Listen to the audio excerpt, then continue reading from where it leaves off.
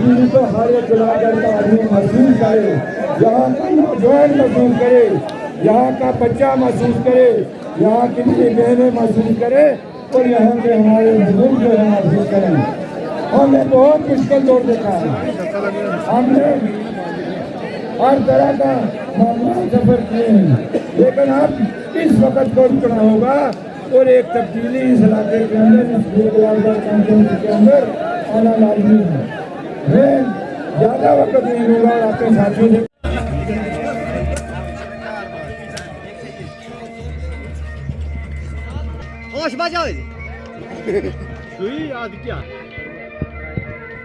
पेश करता हूँ कि आप मुकद्दर वाले लोग हैं और गुलाबगढ़ कॉन्स्टिट्यूंसी जो है ये एक इसका मुकद्दर जो है तकदीर बदलने जा रही है।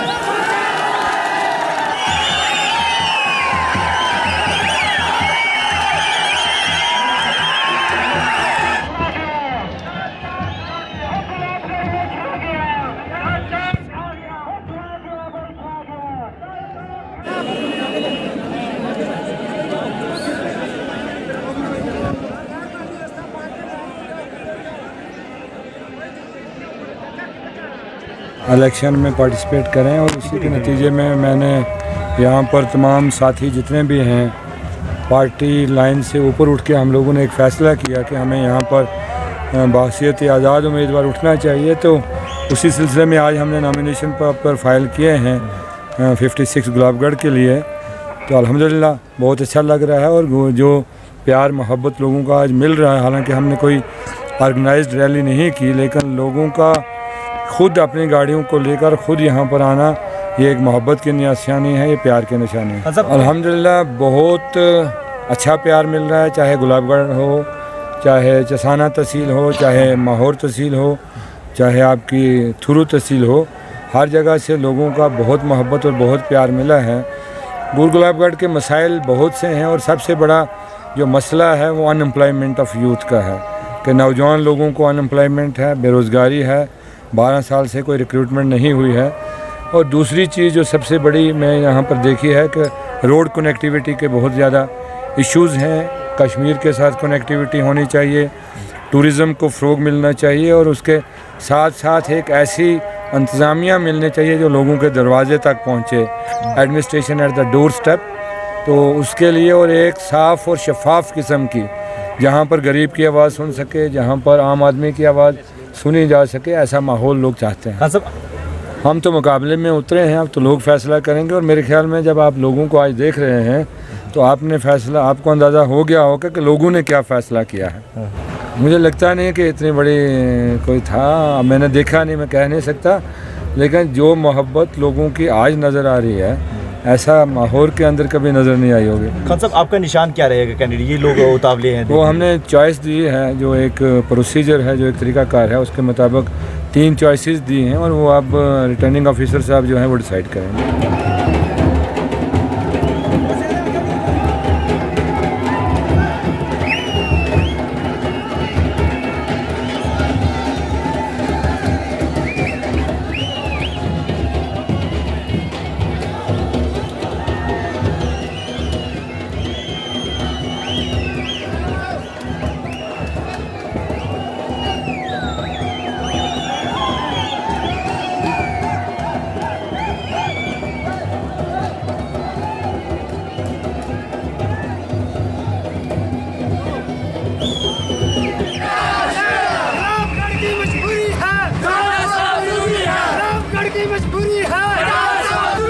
अरे मत पूछो, इतनी भीड़, मतलब इतना प्यार लोगों का देखने को मिल रहा है कि मुझे नहीं लगता कि 10,000 से कम लोग हैं।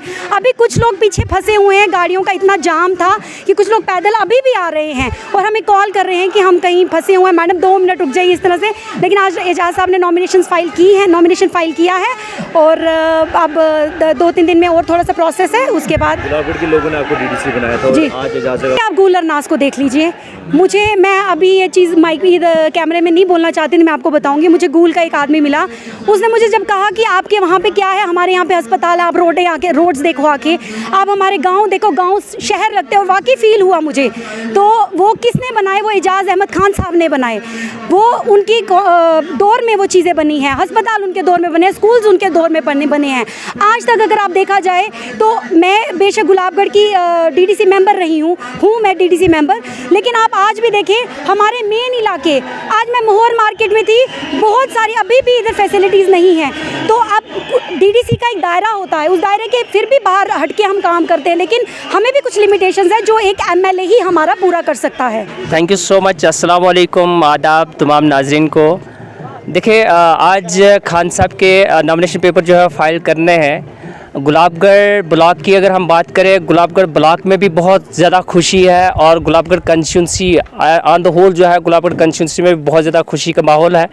ये ऐसा लग रहा है जैसे कोई त्यौहार है, और एक ऐसी शख्सियत का इंतज़ार शायद मुझे लगता है कि हमारी आवाम बरसों से इंतज़ार कर रही थी। आज उनके जो ख्वाब थे, आज उनकी जो दुआएं थी, वो रंग लाई है।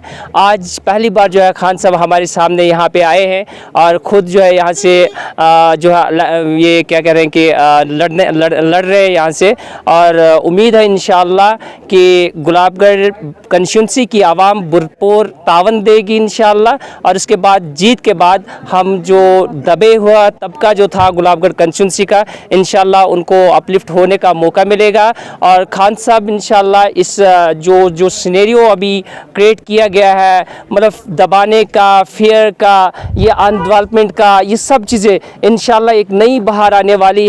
रोडों की हालत देखें आप, अभी आपके सामने रोडों की खस्ता हालत है। बाकी इंफ्रास्ट्रक्चर कोई भी आप उठा ले, चाहे आप PHCs की हालत देखें, चाहे आप स्कूलों की हालत देखें, सब खस्ता हालत है पूरी गुलाबगढ़ कंस्टिट्यूंसी में। लेकिन पहली बार इस बार जो है खान साहब एक उम्मीद की किरण लेके आए हैं इंशाअल्लाह, और जिसका हमें इंतज़ार था बरसों से, हमारी दुआओं ने पहली बार रंग लाया है।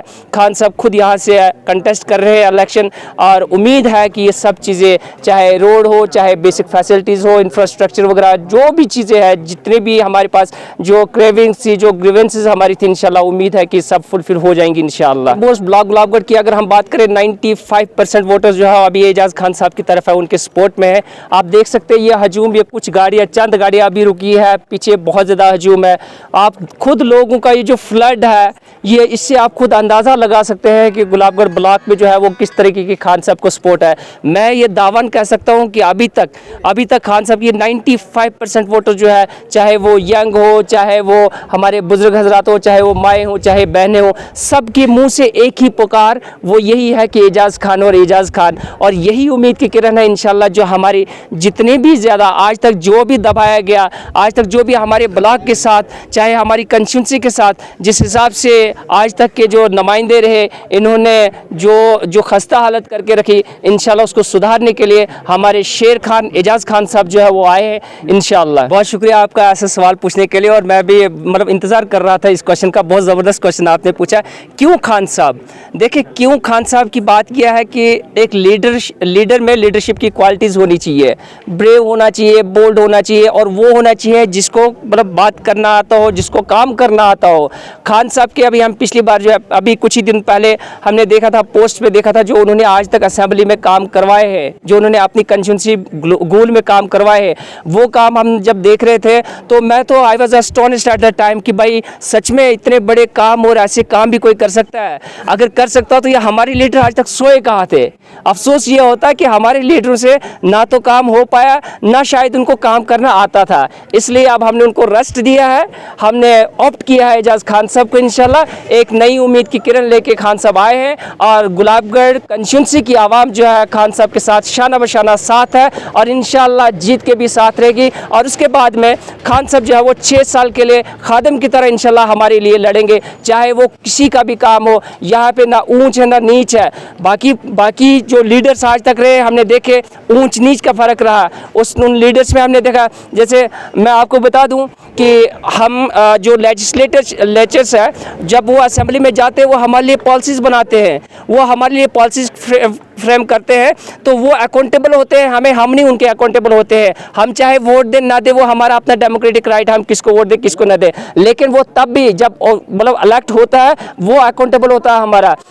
लेकिन अफसोस की बात यह है कि जो पहले लीडर से उनसे जब सवाल पूछे जाते थे वो वहाँ से सीधे अटैक करते थे पूरी गुलाबगढ़ कंस्टिट्यूंसी की आवाम पे। हमने एक सवाल किया था पहले लीडर से और उन लीडर्स का जवाब क्या आया था कि you people continue to be mentally very sick, I pray for their early recovery. अरे हम लोगों को पागल कहा गया, पागल कहा गया, गुलाबगढ़ कंस्टिट्यूंसी की आवाम को पागल कहा गया। क्यों कहा गया? कि जब वो अपने मुद्दे उठाते थे, अपने मुद्दे उठाने के लिए उनको पागल कहा गया। मैं कह रहा हूँ होश में आए, हमें इंजीनियर्स की ज़रूरत नहीं, हमें किसी और की ज़रूरत नहीं, हमें तो साइकेट्रिक की ज़रूरत है साहब, साइकेट्रिक की। लाओ ना डॉक्टर, लाओ ना जो हम पागलों को इलाज करें। मैं बता दूं जनाब, हम तो पागल थे लेकिन अब हम होश में आ गए हैं, अब हम होश में आ गए, इसलिए हम आपको जो है छुटकारा दे रहे हैं। और आप देखें कुछ लोगों को, कुछ लोग जो है अपनी स्पीच में कितना लोगों को बेवकूफ़ बना रहे हैं। जनाब आप वोट दीजिए, मतलब कंटेस्ट कोई कर रहा है का वोट जो है किसी के लिए मांगे जा रहे हैं और कहा जा रहा है कि भाई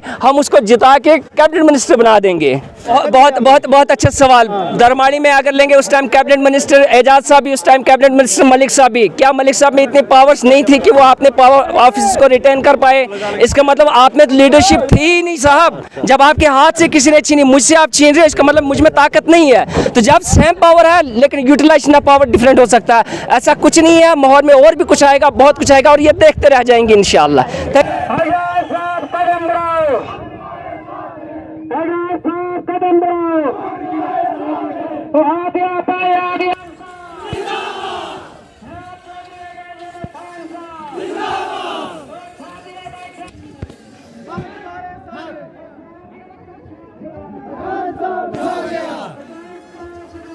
हम तुम्हारे साथ हैं, हम तुम्हारे साथ हैं।